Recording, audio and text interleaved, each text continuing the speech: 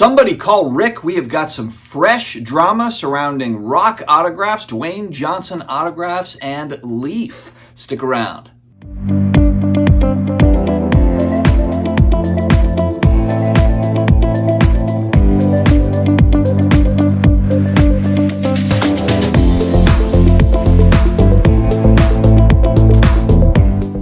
What's going on, sports card hobby family? We are back again. We're starting off a new week, another day, another video. Thanks very much for joining me here today. If you're new here, you're looking for really daily sports card, collectible style content, make sure to hit that subscribe button down below. Also connect with me on IG at SportsCardDad. Huge thanks to today's video sponsor, COMC.com, your home for buying, selling, and flipping all the hottest trading cards. Their consignment marketplace now home to more than 33 million cards from baseball's biggest stars like Shohei Ohtani, Aaron Judge, and Mookie Betts to Marvel favorites like Spider-Man, Thor, and Captain America.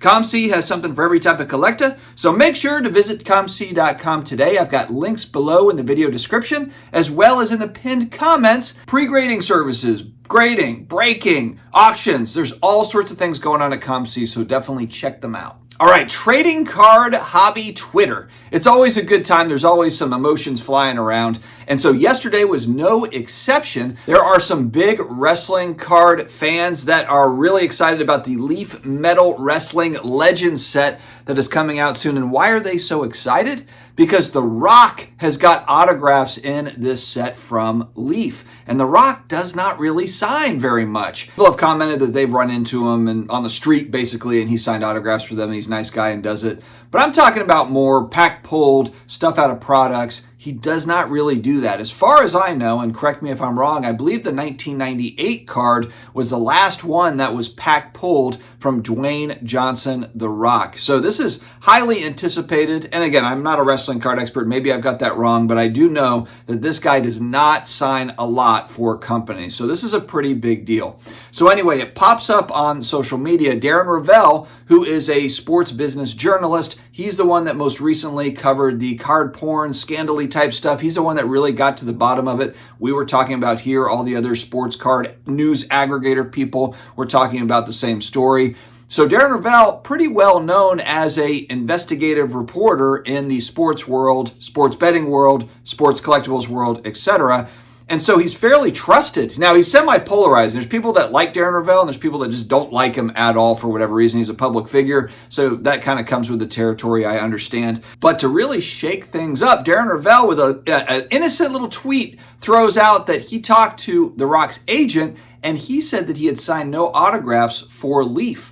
So what happens, of course, you've got all the wrestling card people that are chiming in like, hey man, settle down. The product's already done. You can see that they did not want to hear this. They did not want to hear this story. And so there's a couple of reposts. Mario Alejandro, I think is who it is on Twitter. I'm not exactly sure, but I think that's what it is. Mario Alejandro, he kind of like commented on the post from Leaf. Because Leaf was basically like, hey, we have these autographs. And then Mario says like, hey, why don't you post a picture? Like Leaf does this quite a bit where they post a picture of the person signing. I think they did that with Pele in the past as an example. And so Leaf does post a picture of The Rock signing. Now, if we're going to get really, really technical here, if you look at that picture, he's just about to start signing the sheet. I don't see a whole sheet of autos there if we're getting really, really technical.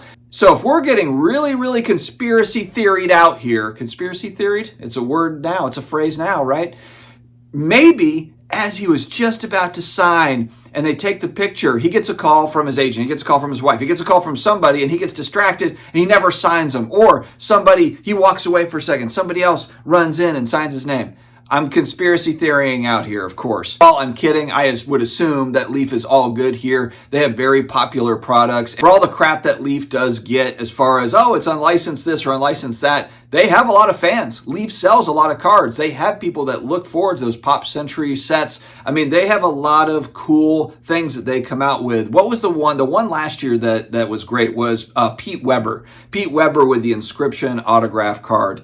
But a lot of people will just, it's Leaf. It's trash. And, they actually do come out with some creative, innovative type marketing stuff, but also they are able to land these particular people that don't normally sign. I mean, that Pete Weber card was a great example of a card that was sold on their site, and then it had a great secondary market price point. People were running out to grab it. They had them that were numbered, and he had inscribed like "I am him" or something. Basically signed it from a viral tweet or a viral video that came out. Pete Weber is a professional bowler, for those that don't know. This new set also does have Dwayne Johnson, Steve Austin dual autographs. They are stickers, but Stranger Things did the same thing with their Top Zero Cool set. It's a very similar looking deal where it's dual autos and they're stickers, but they have been selling strong on the secondary market. If you look on eBay sold searches, there's a lot of those, even just Stranger Things cards they're dual stickers, and they are selling really, really well. And so you have to give Leaf credit for landing this one. I guess the one thing I would ask though, for wrestling card collectors,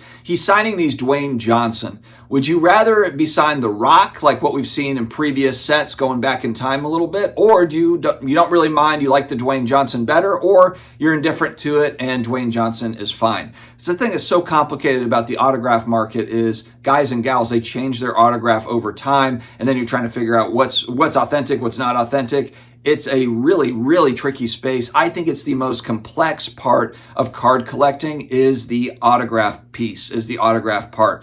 Memorabilia, when you tie in patches, you've heard stories of people that are popping out patches or putting in like a new, like they'll pop out the napkin patch and put in a different patch that's way cooler to then make the card look way cooler. It's essentially then a custom card. It's not the patch that came from the manufacturer. And so when you're talking about memorabilia with cards and you're mixing the two, it gets tricky, and there's endless stories of this going back in the hobby. However, a lot of the game used and the autograph stuff, it's very popular. So it's fun to follow this stuff. I thought that was interesting though, because that is a highly anticipated set from Leaf. And then Darren Rovell kind of threw a little bit of a twist in it. Darren Rovell commented on it, and then it kind of spiraled from there. So I want to see if there's any more follow-up to it. If there's any additional parts of the story, we will have to see. And if there are, we will certainly report on those at a later date. That's all I've got for today, friends. Stay healthy, stay awesome, and I will talk to you again later.